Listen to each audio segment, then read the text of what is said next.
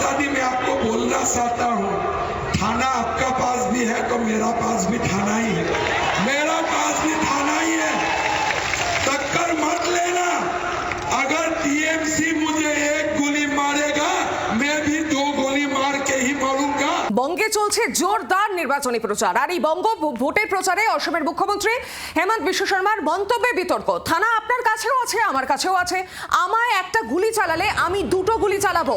মাটিগাড়া নকশালবাড়ির সভায় মমতা বন্দ্যোপাধ্যায়ের উদ্দেশ্যে এমনই হুঁশিয়ারি হেমন্ত বিশ্ব শর্মার।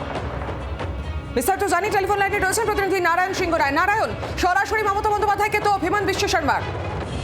একেবারে দেখো, গতকাল আমরা বিকেল নাগাদ দেখেছি আসামের মুখ্যমন্ত্রী হেমন্ত বিশ্ব শর্মা বিজেপি প্রার্থী আনন্দ বর্মনের হয়ে মাটিগাড়া নকশালবাড়িতে যেই জনসভা করে, সেই জনসভায় কিন্তু একেবারে সরাসরি মমতার বিরুদ্ধে কিন্তু একেবারে হুঁশিয়ারি।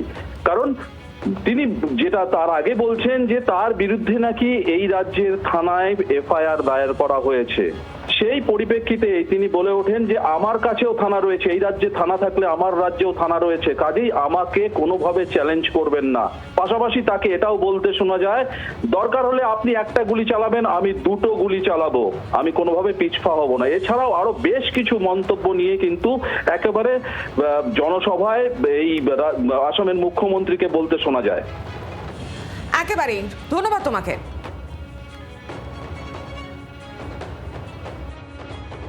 ममता दी, मैं आपको बोलना चाहता हूँ, थाना आपका पास भी है तो मेरा पास भी थाना ही है, मेरा पास भी थाना ही है।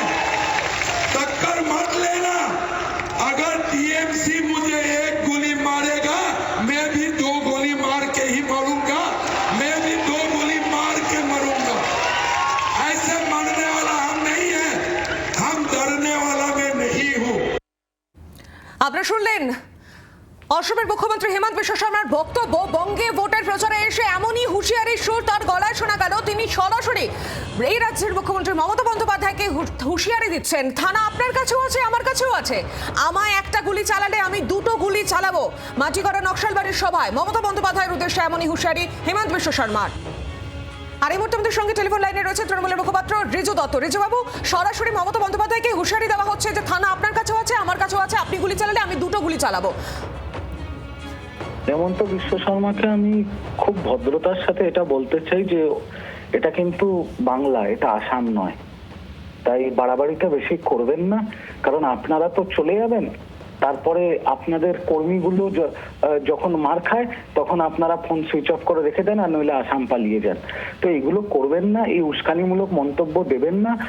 সৌজন্যের রাজনীতি করুন, গণতান্ত্রিকভাবে রাজনীতি করুন। আর আপনার চ্যানেলের মাধ্যমে আমার প্রশ্ন নির্বাচন কমিশনকে, যে যখন দেশের স্বরাষ্ট্রমন্ত্রী বলছে কেউ বাড়ির থেকে বেরোবে না 23 তারিখ, যখন দেশের প্রধানমন্ত্রী বলছে সবাই গিয়ে সারেন্ডার করে দিন নলে আমরা বুঝে নেবো, হিসাব হোগা, যখন হেমন্ত বিশ্ব শর্মা আসামের মুখ্যমন্ত্রী বলছে আপনারা গুলি চালালে আমরা 2টো করে গুলি চালাবো, এগুলো নির্বাচন কমিশন দেখতে পায় না?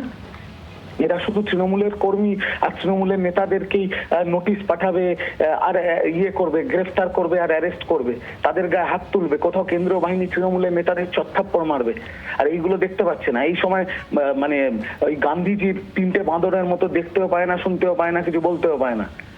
যা করার করে নিক, আর তো কটা দিন, 4 মে এই সব কিছু শেষ হবে। ধন্যবাদ আপনাকে আমাদের সঙ্গে থাকার জন্য।